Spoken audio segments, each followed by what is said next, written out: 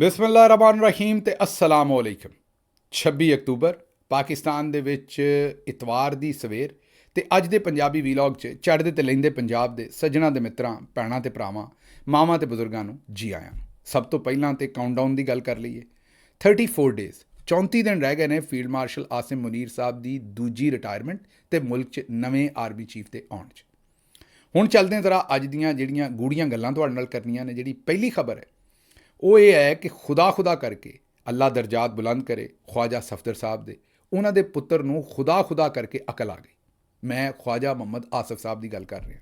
ਵੈਸੇ ਹੈ ਤੇ ਕੰਮ ਔਖਾ ਸੀ ਲੇਕਿਨ ਹੋ ਗਿਆ ਤੇ ਮੁਬਾਰਕਾਂ, ਮੈਂ ਤੁਹਾਨੂੰ ਮੁਬਾਰਕ ਹੀ ਦਿਆਂਗਾ। ਚਲੋ ਆਖਰੀ ਉਮਰ ਹੀ ਆਈ ਹੈ ਲੇਕਿਨ ਅਕਲ ਤੇ ਆਈ ਹੈ।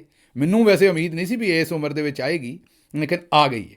ਲੇਕਿਨ ਆਈ ਠੁਕਾਈ ਕਰਨ ਤੋਂ ਬਾਅਦ ਮਹਿੰਦੀ ਹਸਨ ਸਾਹਿਬ ਨੇ ਜਿਹੜਾ ਇਹਨਾਂ ਦਾ ਤਬਲਾ ਕੱਸਿਆ ਹੈ, ਉਹ ਢੋਲਕੀ ਕੱਸਦੇ ਨੇ ਨਾ, ਤੁਹਾਨੂੰ ਪਤਾ ਹੈ, ਉਹ ਫਿਰ ਸਹੀ ਆਵਾਜ਼ ਟਨ ਟਨ ਟਨ ਆਉਂਦੀ ਹੈ। ਮਹਿੰਦੀ ਹਸਨ ਸਾਹਿਬ ਨੇ ਜਿਹੜਾ ਇਹਨਾਂ ਦਾ ਤਬਲਾ ਵਜਾਇਆ ਔਰ ਉਸ ਤੋਂ ਬਾਅਦ ਇਹਨਾਂ ਦੀਆਂ ਕੱਸੀਆਂ ਨੇ ਉਹਨਾਂ ਨੇ ਡੋਰੀਆਂ, ਉਸ ਤੋਂ ਬਾਅਦ ਇਹਨਾਂ ਨੂੰ ਪਤਾ ਲੱਗ ਗਿਆ। ਹੁਣ ਜ਼ਰਾ ਇਹ ਦਾਅਵਾ ਕਰ ਰਹੇ ਨੇ ਕਿ ਇੱਕ ਹੋਰ ਗੈਰ ਮੁਲਕੀ ਸਾਫੀ ਦੇ ਨਾਲ ਇੰਟਰਵਿਊ ਤੈਅ ਸੀ। ਉਹਨਾਂ ਨੂੰ ਚੇਤੇ ਆ ਗਿਆ ख्वाजा ਆਸਿਫ ਸਾਹਿਬ ਨੂੰ ਕਿ ਮੇਰੀ ਛਤਰੌਲ ਕੈਸੀ ਹੋਈ ਸੀ। ਉਹਨਾਂ ਨੇ ਆਖਰੀ ਮਿੰਟ ਦੇ ਉੱਤੇ ਇਹ ਇੰਟਰਵਿਊ ਜਿਹੜਾ ਉਹ ਕੈਂਸਲ ਕਰ ਦਿੱਤਾ। ਸਾਕਿਬ ਬਸ਼ੀਰ ਸਾਹਿਬ ਦੀ ਇਹ ਖਬਰ ਹੈ ਔਰ ਨਾ ਉਹਨਾਂ ਨੇ ख्वाजा ਆਸਿਫ ਦਾ ਨਹੀਂ ਲਿਖਿਆ। ਅਸੀਂ ਚੰਦ ਬੰਦਿਆਂ ਨਾਲ ਗੱਲ ਕੀਤੀ, ਉਹਨਾਂ ਕਲੇਮ ਕੀਤਾ। ਅਗਰ ਇਹ ਗੱਲ ਗਲਤ ਹੈ ਤਾਂ ਫਿਰ ख्वाजा ਆਸਿਫ ਸਾਹਿਬ ਨੂੰ ਖੁੱਲ੍ਹ ਕੇ ਇਹਨੂੰ ਡਿਨਾਈ ਕਰਨਾ ਪੈਣਾ। ਅਗਲੀ ਖਬਰ ਜ਼ਰਾ ਰੱਖੀਏ ਤੁਹਾਡੇ ਸਾਹਮਣੇ। ਉਹ ਖਬਰ ਹੈ ਧੁੰਦ ਦੀ ਨਹੀਂ ਬਲਕਿ ਸਮੋਗ ਦੀ।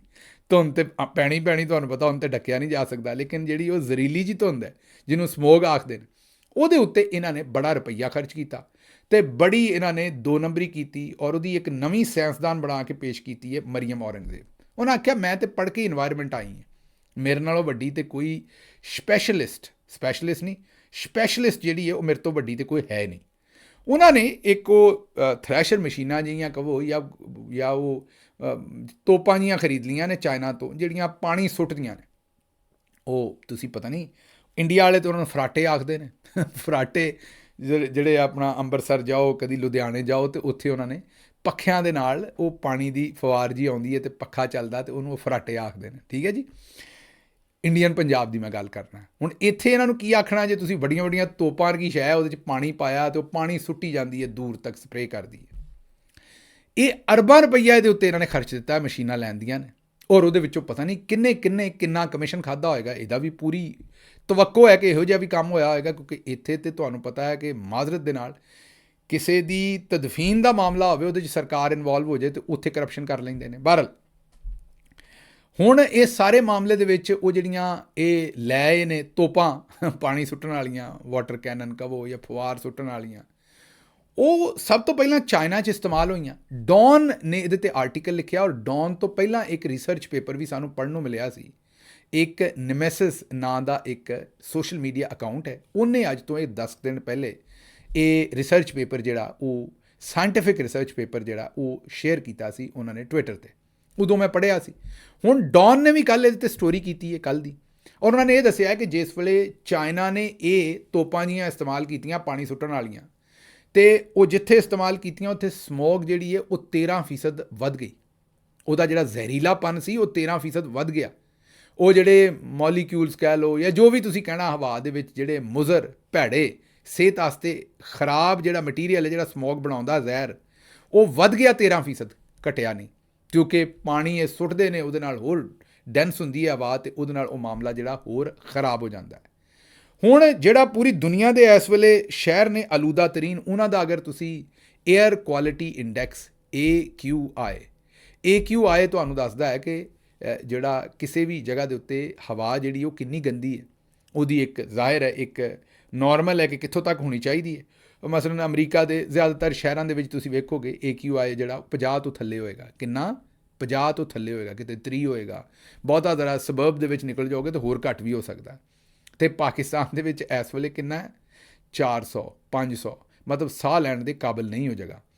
ਆਂਦੇ ਨੇ ਜਿਹਨੇ ਲਾਹੌਰ ਨਹੀਂ ਵੇਖਿਆ ਉਹ ਜੰਮਿਆ ਹੀ ਨਹੀਂ। ਮੈਂ ਆਨਾ ਵੀ ਜਿਹੜਾ ਲਾਹੌਰ ਜੰਮਿਆ ਉਹ ਤਾਂ ਵੈਸੇ ਹੀ 10 ਸਾਲ ਉਹਦਾ ਵੈਸੇ ਹੀ ਜੰਮਣਾ ਜਿਹੜਾ ਉਹ 10 ਸਾਲ ਗਾਂਹ ਹੀ ਜੰਮਿਆ, ਐਡਵਾਂਸ ਹੀ, ਮਤਲਬ ਉਹਦੀ 10 ਸਾਲ ਪਹਿਲਾਂ ਹੀ ਉਮਰ ਇਹਨਾਂ ਨੇ ਘਟਾ ਦਿੱਤੀ ਜੋ ਕੁਛ ਉੱਥੇ ਸਮੋਗ ਦੇ ਨਾਲ ਕਰ ਛੱਡਿਆ।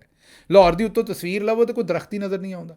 ਇਹ ਕੱਲ੍ਹ ਪਰਸੋਂ ਕਿਸੇ ਨੇ ਫੈਸਲਾਬਾਦ ਘੰਟਾ ਘਰ ਦੀ, ਉਹ ਕਲੌਕ ਟਾਵਰ ਨੂੰ ਅਸੀਂ ਘੰਟਾ ਘਰ ਆਖਦੇ, ਘੰਟਾ ਘਰ ਨਹੀਂ ਆਖਦੇ, ਘੰਟਾ ਘਰ ਆਖਦੇ, ਅਤੇ ਉਹ ਆਪਣਾ ਕਿਤੇ ਹੁਣ ਇਹਦੇ 'ਚੋਂ ਬਾਜੀ ਆਪਣਾ ਅਜ਼ਮਾ ਬੁਖਾਰੀ ਸਾਹਿਬ ਆ, ਇਹ ਘੰਟਾ ਘਰ ਦੇ ਵਿੱਚ ਹੁਣ ਕੋਈ ਬਾਬਾ ਜੀ ਦੀ ਉੱਥੇ ਦੁਕਾਨ ਚੁਕਾਨ ਨਾ ਕੱਢ ਲੈਣਾ ਘੰਟਾ ਘਰ ਨਾਲ ਰਿਲੇਟਡ ਕੋਈ ਨਵੀਂ ਗੱਲ, ਫਿਰ ਆਖੋਗੇ ਇਹ ਵੀ ਲਫ਼ਜ਼ ਠੀਕ ਹੀ ਹੈ। ਇਹ ਲਫ਼ਜ਼ ਨਹੀਂ ਠੀਕ ਕਿਸੇ ਸੂਰਤ ਵੀ, ਉਹ ਵੀ ਠੀਕ ਨਹੀਂ ਜਿਹੜਾ ਤੁਸੀਂ ਇਸਤੇਮਾਲ ਕਰਦੇ ਹੋ, ਅਤੇ ਇਹ ਬਿਲਕੁਲ ਨਹੀਂ ਠੀਕ। ਹੁਣ ਇਹ ਨਾ ਮੇਰੀ ਭੈਣ ਕਿਤੇ ਇਹ ਨਾ ਇਸ ਪਾਸੇ ਨਾ ਤੁਰ ਪਈ ਕਿਤੇ। ਅੱਛਾ ਖੈਰ, ਫੈਸਲਾਬਾਦ ਦੀ ਤਸਵੀਰ ਕਿਸੇ ਨੇ ਮੈਨੂੰ ਘੱਲੀ, ਉਹ ਵੇਖਿਆ ਉੱਥੇ ਕੋਈ ਇੱਕ ਦਰਖਤ ਵੀ ਨਹੀਂ ਹੈ, ਕਿਸੇ ਨੇ ਗਮਲਾ ਵੀ ਨਹੀਂ ਰੱਖਿਆ। ਉਹ ਜਿਹੜਾ ਸਾਰਾ ਸੈਂਟਰਲ ਸਿਟੀ ਦਾ ਇਲਾਕਾ ਹੈ, ਉਹ ਹਾਲਾਂਕਿ ਉਹ ਲੈਲਪੁਰ ਉਸ ਵੇਲੇ ਬਣਿਆ ਸੀ ਅੰਗਰੇਜ਼ ਦੇ ਜ਼ਮਾਨੇ 'ਚ, ਬਾਅਦ 'ਚ ਅਸੀਂ ਉਹਨੂੰ ਫੈਸਲਾਬਾਦ ਦਾ ਨਾਂ ਬਦਲ ਦਿੱਤਾ। ਜਿਸ ਵੇਲੇ ਲੈਲਪੁਰ ਬਣਿਆ ਤਾਂ ਉਹਦਾ ਵੇਖੋ ਨਕਸ਼ਾ ਕਿੱਡਾ ਖੂਬਸੂਰਤ ਹੈ, ਮੈਂ ਤੁਹਾਨੂੰ ਸਕਰੀਨ 'ਤੇ ਵਿਖਾ ਰਿਹਾ। ਲੇਕਿਨ ਇੱਕ ਵੀ ਦਰਖਤ ਤੁਹਾਨੂੰ ਉੱਥੇ ਨਜ਼ਰ ਨਹੀਂ ਆ ਰਿਹਾ ਕਿਤੇ ਵੀ, ਰੱਬ ਦੇ ਕਰਮ ਨਾਲ ਕੋਈ ਇੱਕ ਵੀ ਕਿਸੇ ਗਮਲਾ ਵੀ ਨਹੀਂ ਰੱਖਿਆ। ਅਤੇ ਇਹ ਇਹਨਾਂ ਦੀਆਂ ਹਾਲਤਾਂ ਜੇ, ਅਤੇ ਇਹ ਹੀ ਇਹਨਾਂ ਨੇ ਲਾਹੌਰ ਦਾ ਹਾਲ ਕਰ ਦਿੱਤਾ। ਅਤੇ ਸਮੋਗ ਤੇ ਰੁਪਈਏ ਕਮਾ ਰਹੇ ਨੇ, ਲੇਕਿਨ ਇਹ ਸਾਰੀ ਸ਼ੂਕਾ ਸ਼ਾਕੀ ਹੈ। ਇਸ ਵੇਲੇ ਲਾਹੌਰ ਕਦੀ ਨੰਬਰ 1 'ਤੇ ਆ ਜਾਂਦਾ ਅਤੇ ਕਦੀ ਦਿੱਲੀ ਨੰਬਰ 1 'ਤੇ ਆ ਜਾਂਦਾ। ਦੋਨੋਂ ਸ਼ਹਿਰ ਜਿਹੜੇ ਨੇ ਆਲੂਦਾ ਤਰੀਨ ਨੇ ਦੁਨੀਆ ਦੇ, ਔਰ ਉੱਥੇ ਰਹਿਣ ਵਾਲੇ ਜਿਹੜੇ ਨੇ ਉਹਨਾਂ ਦੀ ਜ਼ਿੰਦਗੀ ਜਿਹੜੀ ਹੈ ਉਹ ਅਜ਼ਾਬ ਬਣੀ ਹੈ। ਹੁਣ ਜ਼ਰਾ ਅਗਲੇ ਪਾਸੇ ਚੱਲ ਪਈਏ ਜੀ। ਇਹ ਖਬਰ ਤੇ ਹੋ ਗਈ, ਤੁਹਾਡੇ ਸਾਹਮਣੇ ਦੱਸਿਆ। ਖੁਜ਼ਦਾਰ ਦੇ ਵਿੱਚ ਹਮਲਾ ਹੋਇਆ ਬਲੋਚਿਸਤਾਨ, ਤਾਮੀਰਾਤੀ ਸਾਈਟ ਦੇ ਉੱਤੋਂ 20 ਮਜ਼ਦੂਰ ਅਗਵਾ ਕਰ ਲਏ ਨੇ। ਫਿਰ ਉਹਨਾਂ ਨੇ 2 ਮਜ਼ਦੂਰ ਉਹਨਾਂ ਨੂੰ ਪਸੰਦ ਨਹੀਂ ਆਏ, ਉਹ ਛੱਡ ਦਿੱਤੇ। 18 ਅਜੇ ਤੱਕ ਲਾਪਤਾ ਨੇ। ਮਸ਼ੀਨਰੀ ਵਗੈਰਾ ਜਿਹੜੀ ਸੀ ਉਹ ਉਹਨਾਂ ਨੇ ਸਾੜ ਦਿੱਤੀ ਹੈ ਉੱਥੋਂ। ਇਹ ਹਾਲਾਤ ਨੇ ਉੱਥੇ ਬਲੋਚਿਸਤਾਨ ਦੇ, ਅਤੇ ਅਸੀਂ ਪੂਰੀ ਦੁਨੀਆ ਨੂੰ ਸਿਕਿਉਰਿਟੀ ਜਿਹੜੀ ਉਹ ਪ੍ਰੋਵਾਈਡ ਕਰਨ ਫਿਰਦੇ ਹਾਂ।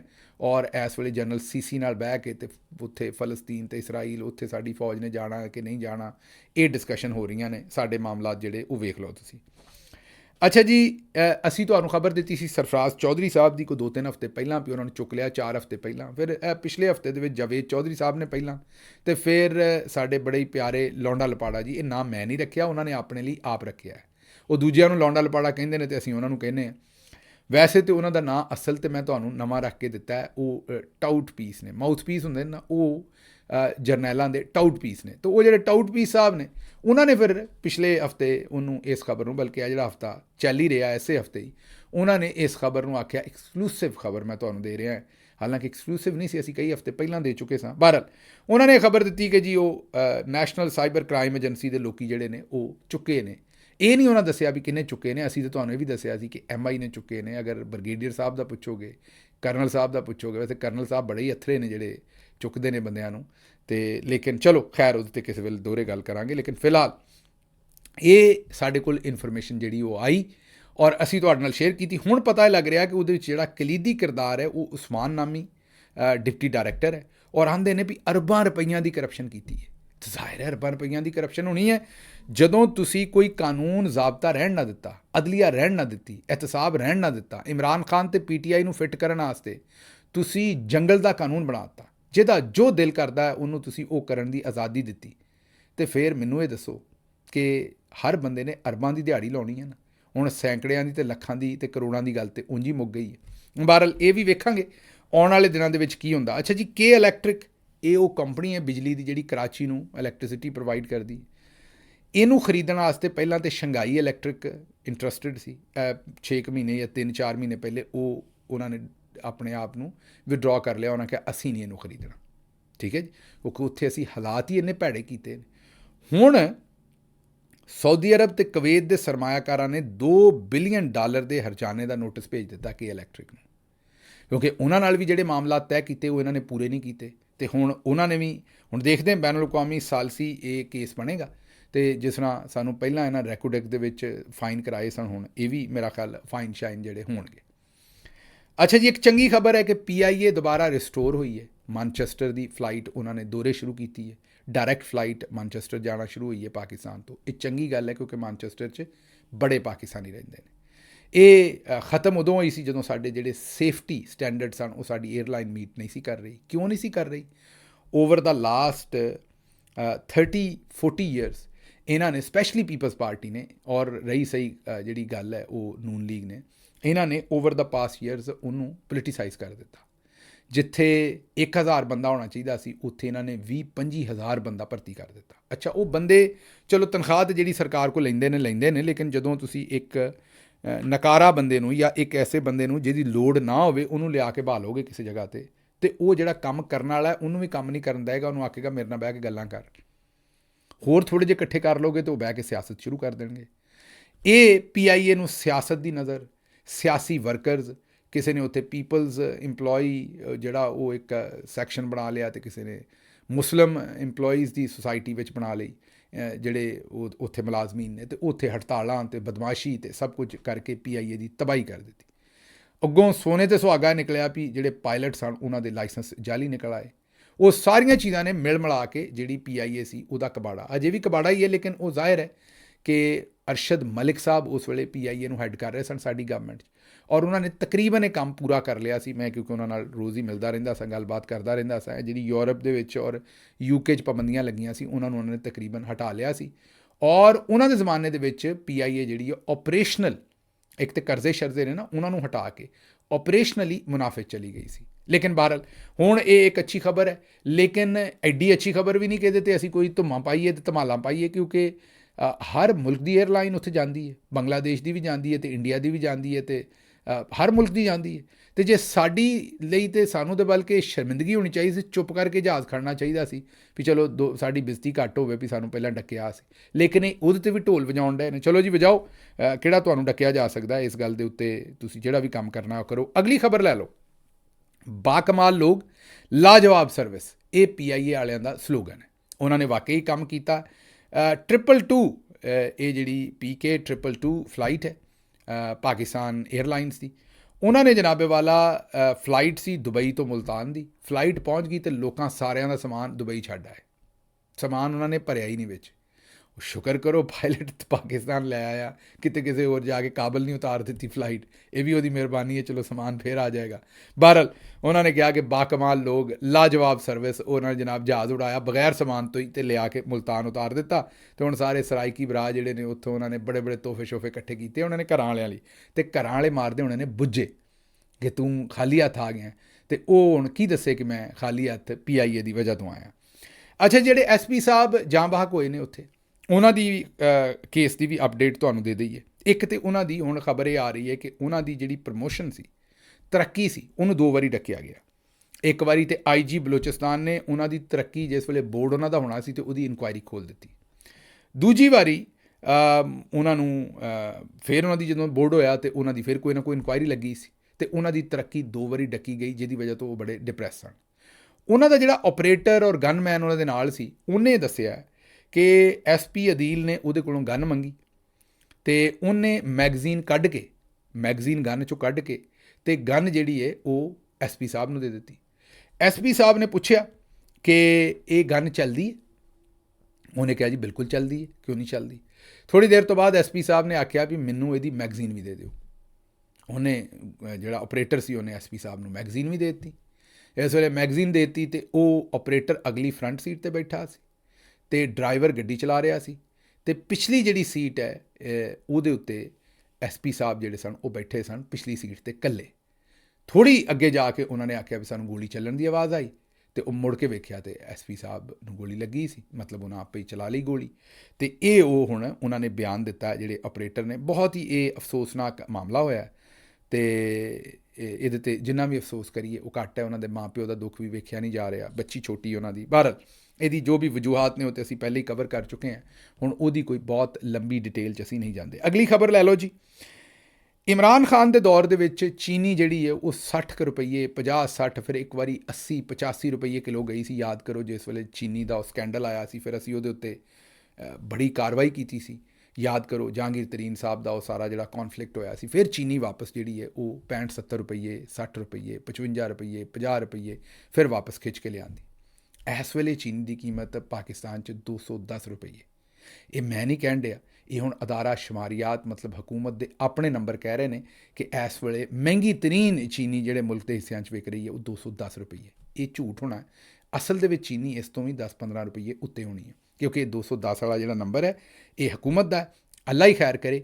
ਇਹ ਕਹਿੰਦੇ ਸਨ ਵੀ ਚੀਨੀ ਜਿਹੜੀ 85 ਰੁਪਈਏ ਜਦੋਂ ਹੋਈ ਸੀ, ਅਤੇ ਆਂਦੇ ਸਨ ਵੀ ਉਹ ਜ਼ੁਲਮ ਹੋ ਗਿਆ, ਅਤੇ ਹੁਣ ਤੁਸੀਂ ਵੇਖੋ ਕਿ 210 ਆਪਣੇ ਮੂੰਹੋਂ ਦੱਸ ਰਹੇ ਨੇ। ਐਹਸਨ ਇਕਬਾਲ ਸਾਹਿਬ ਨੇ ਕਿਹਾ ਕਿ ਅਯੂਬ ਖਾਨ ਨੇ ਚੀਨੀ 4 ਆਨੇ 4 ਸੈਂਟ ਸਮਝੋ 4 ਆਨੇ ਮਹਿੰਗੀ ਕੀਤੀ ਸੀ, ਅਤੇ ਹਕੂਮਤ ਚਲੀ ਗਈ, ਅਤੇ ਅਸੀਂ ਮਹਿੰਗਾਈ ਕੀਤੀ ਨਹੀਂ।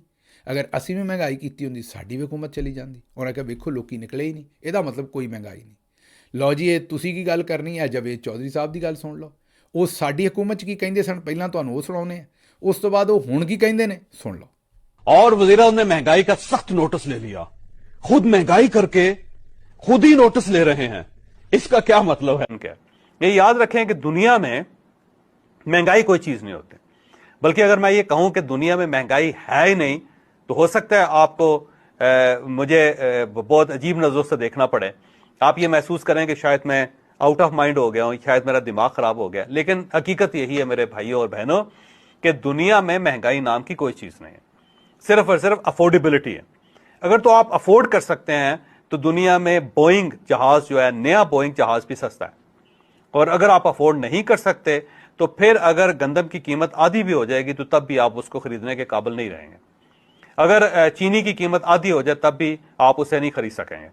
और अगर कुकिंग ऑयल जो है उसकी प्राइस में गवर्नमेंट 60% कमी कर दे तब भी आप उसे नहीं खरीद सकेंगे, क्योंकि आप अफोर्ड नहीं कर सकते। सुन लिया जी, मेरा ख्याल काम ही तमाम हो ਗਿਆ। ਇਸ ਤੋਂ ਬਾਅਦ ਤੇ ਕੋਈ ਗੱਲ ਮੇਰਾ ख्याल ਕੋਈ ਰਹਿ ਹੀ ਨਹੀਂ ਗਈ। ਜਵੇਦ ਚੌਧਰੀ ਸਾਹਿਬ ਨੇ ਮਸਲਾ ਹੀ ਹੱਲ ਕਰਤਾ। ਹੁਣ ਤੁਸੀਂ ਗਾਲਾਂ ਨਾ ਕੱਢਣਾ ਜਵੇਦ ਚੌਧਰੀ ਸਾਹਿਬ ਨੂੰ, ਬੰਦੇ ਚੰਗੇ ਨੇ, ਮੈਨੂੰ ਪਤਾ ਹੈ ਤੁਹਾਡਾ ਦਿਲ ਕਰਨਾ ਹੈ ਗੰਦੀਆਂ ਗਾਲਾਂ ਕੱਢਣ ਨੂੰ। ਇਹ ਜਿਹੜੀ ਇਹਨਾਂ ਹਰਕਤ ਕੀਤੀ ਤੁਸੀਂ ਵੇਖੀ ਹੈ ਜਿਹੜੀ, ਮੈਨੂੰ ਪਤਾ ਹੈ ਤੁਹਾਡਾ ਦਿਲ ਕਰਨਾ ਹੈ ਵੀ ਗੰਦੀਆਂ ਗਾਲਾਂ ਕੱਢੋ, ਲੇਕਿਨ ਨਹੀਂ, ਸ਼ਰੀਫ ਆਦਮੀ ਨੇ ਗਾਲ ਨਹੀਂ ਕੱਢਣੀ। ਠੀਕ ਹੈ, ਉਹ ਕਈ ਵਾਰੀ ਇਹੋ ਜਿਹੀਆਂ ਕਮਲੀਆਂ ਗੱਲਾਂ ਕਰਦੇ ਨੇ, ਮਜਬੂਰ ਨੇ, ਰੱਬ ਨੇੜੇ ਕਿ ਕਸੂਨ ਨੇੜੇ, ਉਹਦੇ ਡਰ ਦੇ ਵਿੱਚ ਕਈ ਵਾਰੀ ਕੁਸ਼ਤਾ ਬਹੁਤਾ ਖਾ ਬੈਂਦੇ ਨੇ, ਕੋਈ ਹੋਰ ਮਾਮਲਾਤ ਨੇ ਉਹਨਾਂ ਦੇ ਨਾਲ, ਅਤੇ ਉਹ ਫਿਰ ਕੁਸ਼ਤਾ ਖਾਂਦੇ ਕਿਸੇ ਹੋਰ ਪਾਸੇ ਦਾ ਨੇ, ਉਹ ਚੜ੍ਹ ਕਿਸੇ ਹੋਰ ਪਾਸੇ ਨੂੰ ਜਾਂਦਾ ਹੈ। ਅਤੇ ਫਿਰ ਉਹ ਤੁਸੀਂ ਇਹੀ ਹਿਸਾਬ ਲਾ ਲਓ, ਇਹੀ ਸਮਝਿਆ ਕਰੋ ਕਿ ਇਹ ਉਹ ਅਸਲ ਇਹ ਗੱਲਾਂ ਉਹ ਕੋਈ ਹੋਰ ਕਰਨਾ ਚਾਹੁੰਦੇ ਨੇ। ਮਤਲਬ ਇਹ ਵਾਲੀ ਜਿਹੜੀ ਤਾਕਤ ਉਹਨਾਂ ਦੇ ਜ਼ਿਹਨ 'ਤੇ ਲੱਗ ਰਹੀ ਹੈ ਕਿਤੇ ਹੋਰ ਲਾਉਣਾ ਚਾਹੁੰਦੇ ਨੇ, ਲੇਕਿਨ ਉਹ ਚੜ੍ਹ ਦਿਮਾਗ ਨੂੰ ਜਾਂਦੀ ਹੈ ਸਾਰੀ ਚੀਜ਼, ਅਤੇ ਫਿਰ ਇਹੋ ਜਿਹੀਆਂ ਕਮਲੀਆਂ ਮਾਰਦੇ ਨੇ। ਉਹ ਆਉਂਦੇ ਨੇ ਮਹਿੰਗਾਈ ਹੈ ਹੀ ਕੋਈ ਨਹੀਂ। ਅਤੇ ਖੈਰ ਇਹ ਤਾਂ ਮਾਮਲਾ ਹੋ ਗਿਆ। ਹੁਣ ਅੱਗੇ ਚਲੋ ਜੀ, ਅਗਲੀ ਮਾਮਲਾ ਤਾਂ ਤੁਹਾਡੇ ਸਾਹਮਣੇ ਰੱਖਣੇ। ਇਹ ਰੋਜ਼ ਹੀ ਮੈਨੂੰ ਤੁਹਾਨੂੰ ਦੱਸਣੀ ਪੈਂਦੀ ਹੈ ਅਗਲੀ ਖਬਰ ਜਿਹੜੀ ਹੈ। ਨਵੀਂ ਹੁਣ ਖਬਰ ਆ ਗਈ ਹੈ ਜੀ। ਕੱਲ੍ਹ ਸੀ ਕਿ ਵੇਖ ਵੇ ਦਿਨ ਚੜ੍ਹਿਆ ਕਿ ਨਹੀਂ, ਮਲਕਾ ਤਰੰਨਮ ਨੂਰ ਜਹਾਂ ਦਾ ਗਾਣਾ ਸੀ, ਉਹਦੇ ਉੱਤੇ ਪੱਤੋਕੀ 'ਚ ਜਿਹੜੀ FIR ਹੋਈ ਸੀ। ਹੁਣ ਨਵੀਂ ਖਬਰ ਲੈ ਲਓ। ਹੁਣ ਉਕਾੜੇ ਦੇ ਵਿੱਚ ਬਾਵਾਜ਼ੇ ਬੁਲੰਦ ਗਾਣਾ ਸੁਣ 'ਤੇ ਜਿਹੜਾ ਉਹ ਪਰਚਾ ਹੋਇਆ, ਇਹ ਮੰਡੀ ਅਹਿਮਦਾਬਾਦ ਦੇ ਵਿੱਚ ਇਹ ਪਰਚਾ ਹੋਇਆ। ਅਸੀਂ ਪਾਗਲ ਹੋਏ ਸਜਣਾ ਵੇ ਇੰਨਾ ਪਿਆਰ ਤੇਰੇ ਨਾਲ ਕਰਨਾ, ਅਸੀਂ ਪਾਗਲ ਹੋਏ ਸਜਣਾ ਵੇ ਇੰਨਾ ਪਿਆਰ ਤੇਰੇ ਨਾਲ ਕਰਨਾ ਆ। ਹੁਣ ਇਹਦੇ 'ਚ ਮੈਨੂੰ ਫਾਸ਼ੀ ਦੀ ਤਾਂ ਕੋਈ ਗੱਲ ਸਮਝ ਨਹੀਂ ਆਉਂਦੀ ਕਿ ਅਗਰ ਕੋਈ ਗਾਣਾ ਸੁਣ ਰਿਹਾ ਅਤੇ ਇਹਦੇ 'ਚ ਇਹ ਜਿਹੜੇ ਮੈਂ ਤੁਹਾਨੂੰ ਲਿਰਿਕਸ ਦੱਸੇ ਨੇ ਜਾਂ ਬੋਲ ਦੱਸੇ ਨੇ ਗਾਣੇ ਦੇ, ਮੈਨੂੰ ਦੱਸੋ ਇਹਦੇ ਵਿੱਚ ਕਿਹੜੀ ਕੋਈ ਫਾਸ਼ੀ ਹੈ। ਅਤੇ ਲੇਕਿਨ ਮੈਂ ਹੈਰਾਨ ਹੈ ਇਹਨਾਂ ਦੇ ਉੱਤੇ ਕਿ ਕਰਨ ਕੀ ਰਹੇ ਨੇ। ਇਹਦੇ ਨਾਲੋਂ ਜ਼ਿਆਦਾ ਫੋਸ਼ ਅਤੇ ਖਵਾਜਾ ਆਸਿਫ ਦੀ ਪ੍ਰੈਸ ਕਾਨਫਰੰਸ ਹੁੰਦੀ ਹੈ, ਇਹਦੇ ਨਾਲੋਂ ਗੰਦੇ ਅਲਫਾਜ਼ ਤੇ ਉਹਦੇ ਟਵੀਟ ਦੇ ਵਿੱਚ ਹੁੰਦੇ ਨੇ। ਇਹਦੇ ਨਾਲੋਂ ਗੰਦੀਆਂ ਗੱਲਾਂ 'ਤੇ ਸਾਡੀ ਬਾਜੀ ਅਜ਼ਮਾ ਬੁਖਾਰੀ ਕਰਦੀ ਹੈ। ਉਹ ਜਦੋਂ ਆਂਦੀ ਬਾਬਾ ਜੀ ਦਾ ਠੁੱਲੂ ਅਤੇ ਪਤਾ ਨਹੀਂ ਕੀ ਕੁਛ ਆਂਦੀ ਹੈ ਭੈਣ ਸਾਡੀ, ਉਹ ਫੋਸ਼ ਗੱਲਾਂ 'ਤੇ ਉਹਦੀ ਪ੍ਰੈਸ ਕਾਨਫਰੰਸ 'ਚ ਹੁੰਦੀਆਂ ਨੇ ਭੈਣ ਸਾਡੀ 'ਚ। ਅਤੇ ਇਹ ਗਾਣੇ ਦੇ ਵਿੱਚ ਐਸਾ ਕਿਹੜਾ, ਇਹ ਤੁਸੀਂ ਕਿਹੜਾ ਕੰਮ ਫੜ ਲਿਆ ਹਰ ਰੋਜ਼ ਹੀ। ਇਹ ਕੱਲ੍ਹ ਪਰਸੋਂ ਵੀ ਉਕਾੜੇ ਵਾਲੇ ਨੇ ਦਿੱਤਾ ਸੀ, ਪਹਿਲਾਂ ਉਹ ਝਾਂਜਰ ਦੀ ਪਾਵਾਂ ਛਣਕਾਰ 'ਤੇ ਦਿੱਤਾ ਸੀ, ਉਸ ਤੋਂ ਬਾਅਦ ਕਿਸੇ ਹੋਰ ਗਾਣੇ 'ਤੇ ਦਿੱਤਾ ਸੀ, ਫਿਰ ਕੱਲ੍ਹ ਵੇਖ ਵੇ ਦਿਨ ਚੜ੍ਹਿਆ ਕਿ ਨਹੀਂ, ਅਤੇ ਅੱਜ ਇਸ ਗਾਣੇ ਦੇ ਉੱਤੇ ਦੇ ਦਿੱਤਾ। ਇਹ ਟਰੈਕਟਰ ਦਾ ਡਰਾਈਵਰ ਇਹ ਸੁਣ ਰਿਹਾ ਸੀ ਗਾਣਾ, ਉੱਤੇ ਮੁਕੱਦਮਾ ਦਰਜ ਕਰਕੇ ਅਤੇ ਉਹਨੂੰ ਫੜ ਲਿਆ। ਹੁਣ ਇਹਨਾਂ ਨੂੰ ਪੁੱਛੋ ਵੀ ਜਿਹੜਾ ਟਰੈਕਟਰ 'ਤੇ ਬੈਠਾ ਹੈ, ਹੁਣ ਮੇਰਾ ਮਤਲਬ ਕੀ ਕਰੇ ਹੋਰ ਜੇ ਗਾਣਾ ਨਾ ਸੁਣੇ। ਉਹ ਜਿੰਨੀ ਆਵਾਜ਼ ਹੁੰਦੀ ਟਰੈਕਟਰ ਦੀ ਉਹ ਤਾਂ ਪਾਗਲ ਹੋ ਜਾਏ ਅਗਰ ਉਹ ਨਾ ਲਾਵੇ ਗਾਣਾ 'ਤੇ। ਅਤੇ ਇਹ ਕਿਹੜੇ ਪਾਸੇ ਨੂੰ ਤੁਰੇ ਨੇ, ਮੈਨੂੰ ਤਾਂ ਇਹੀ ਸਮਝ ਆਉਂਦੀ ਹੈ ਕਿ ਇਹ ਚਾਹੁੰਦੇ ਇਹੀ ਨੇ ਕਿ ਕੋਈ ਬੰਦਾ ਸੁੱਖ ਦਾ ਸਾਹ ਨਾ ਲਵੇ ਅਤੇ ਸਾਰਿਆਂ ਦੇ ਉੱਤੇ ਪਰਚੇ ਸ਼ਰਚੇ ਦੇ ਕੇ ਉਹਨਾਂ ਨੂੰ ਡਰਾ ਕੇ ਧਮਕਾ ਕੇ ਰੱਖੋ ਤਾਂ ਕਿ ਸਾਰੇ ਜਿਹੜੇ ਇਹਨਾਂ ਕੋਲ ਡਰੇ ਰਹਿਣ ਅਤੇ ਕੋਈ ਕੰਮ ਹੋਰ ਨਾ ਕਰਨ। ਲਓ ਜੀ, ਮੈਨੂੰ ਇੱਥੋਂ ਦਿਓ ਇਜਾਜ਼ਤ, ਤੇ ਰੱਬ ਰਾਖਾ।